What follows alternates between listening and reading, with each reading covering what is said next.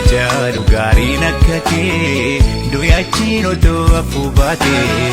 Hajalu gaariin akka kee deebitee otuu dhalate. Kan kijibaan boonee dhugaan boolla olee shiira dhugaa godhee ittiin saba goolee dhugaa dhaabee agabee dheerotee artist hedduu du'ee dhugaadhaan wal qabee.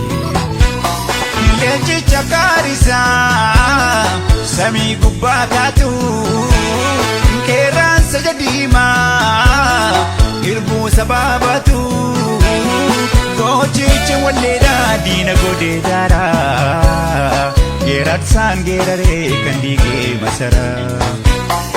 Dhugaan shira jalatti abshir dhugattee naftu jirti guyyaan tokko guyyaan ifa baatu oduu jecha diinaa hin dhageenye duraanuu osoo lubbuun jirtu hin beekaduu. Haji ilmoo Oromoo tokkicha kakuma sabni kee dhimmiirratti siidaan diinni si qaba. Haji ilmoo Oromoo tokkicha kakuma sabni kee dhimmiirratti siidaan diinni si qaba. Hajalu ilmoo Ndeessa kutatu seenaa kee hin nyaatu. Hajalu ilmoo Ndeessa kutatu seenaa kee hin nyaatu.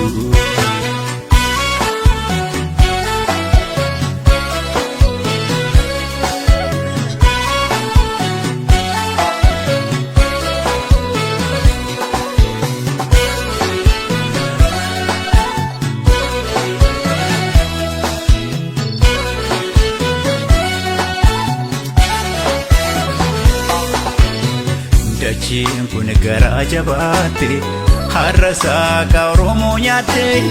Dachiin kun garaa jabaatte har'a ilmoo Oromoo nyaatte.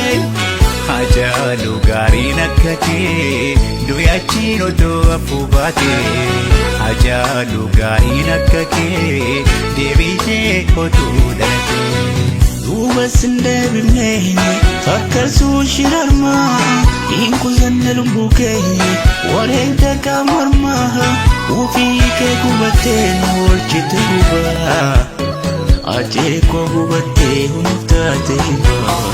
Bara namnaa gagaagee soobatti baafatu daandii dhugaarraa makee bu'aaf wal yaafatu.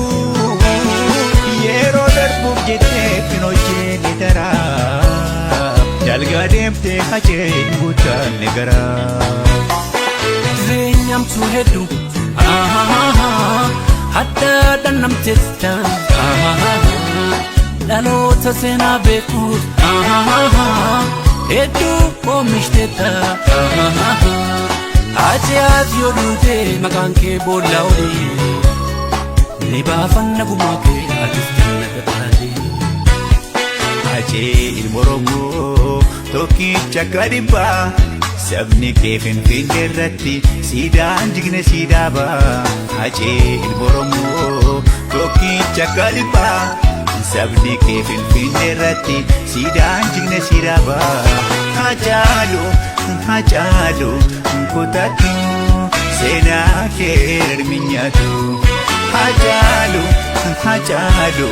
kutatu seenaa kee hin nyaatu.